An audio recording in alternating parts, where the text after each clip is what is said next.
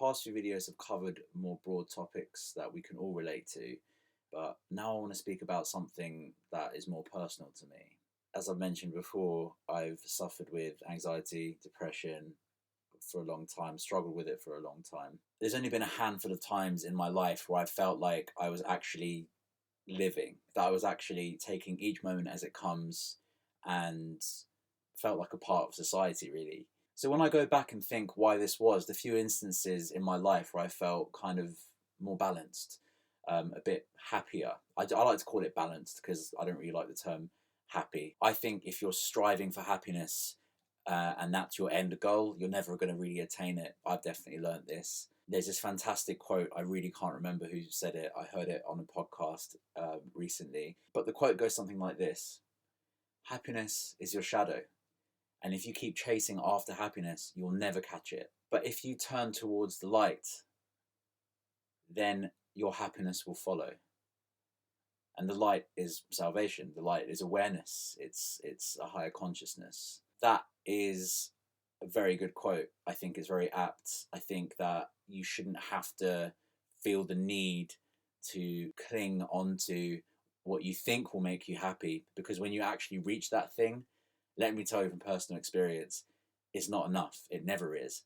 If instead you turn towards a heightened awareness and a more spiritual kind of way of being, the things that you needed, that you thought you needed to be happy, will inevitably follow, but you won't put as much importance to them. So for me, the reason that I've only ever felt balanced a few times in my life, I've realized, is that I do put conditions to my happiness, to living in a balanced way. In order to not feel disturbed, in order to not feel my fears or anxieties, I need to meet a certain set of requirements, a very certain set of conditions.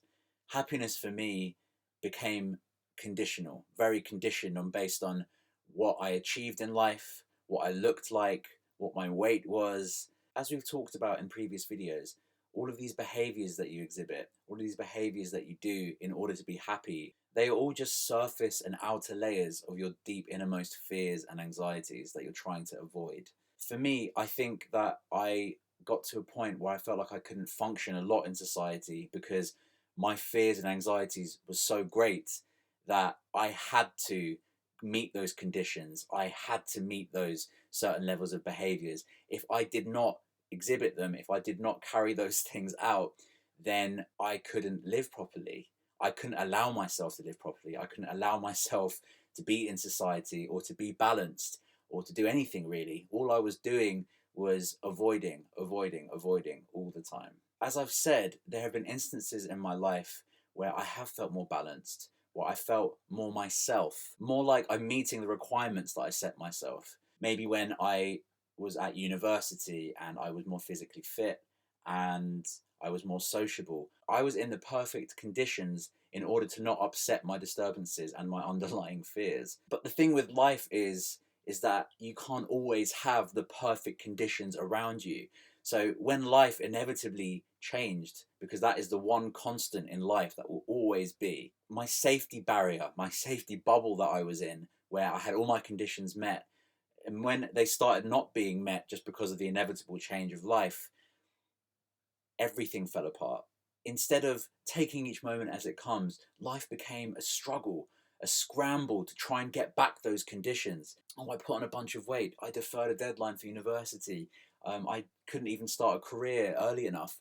All these things really got to my core sense of who I needed to be. It's only through the past several months, through these spiritual teachings and readings and inner work that I'm trying to do, I realized that this built self that I've mentioned before in previous videos, it's all an illusion.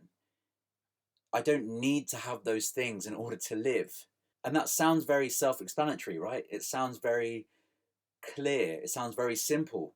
But I don't think a lot of us actually realize that we don't need to meet our inner conditions for life, but we try and strive for them anyway, unconsciously, most likely. So I like to call this being part of society, this sort of balanced way of living. I like to call it the flow of life, because it's really, you're flowing from one moment to another moment, allowing things to pass through you and just getting on with things that you want to or need to get on with. Because of my past conditioning and because of the way that I have been throughout my entire life, there have been times where I stopped my personal flow of life without me even knowing it.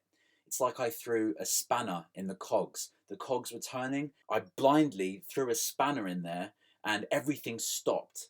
The flow of life just stopped for me. Now, this is a really terrible place to be in. I was extremely dejected.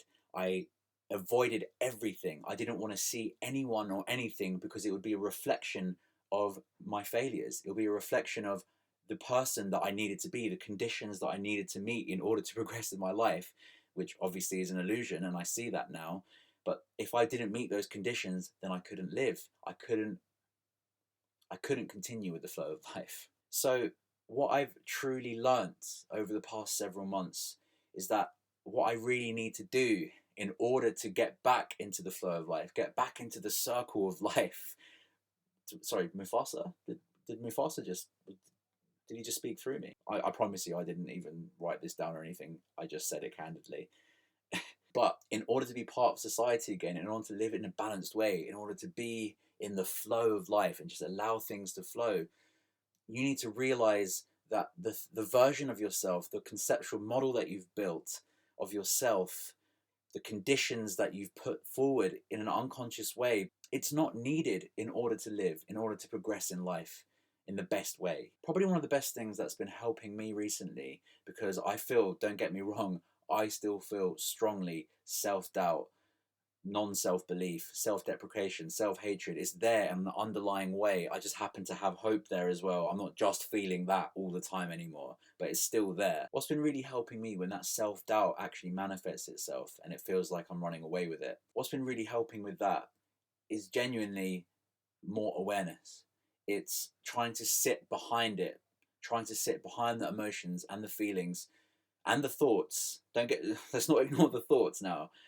The thoughts are very important. They a lot of the times instigate a lot of these things. A lot of the time they make you hold on to those thoughts and feelings, and then you can go down a really bad path. But it's about noticing all of those things from sitting behind it, being in the seat of your consciousness, in the seat of your awareness.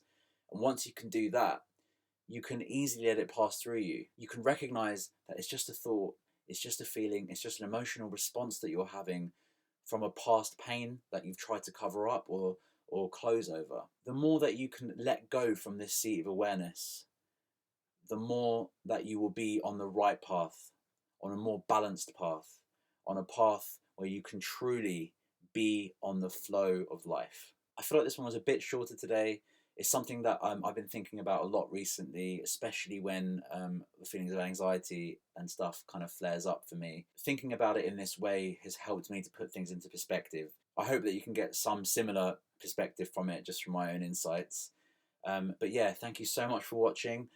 A like, a subscribe, the little notification bell so I can buzz in your pocket would be fantastic if you are at all getting any use out of these. Thank you as always from the bottom of my heart. I really appreciate you watching.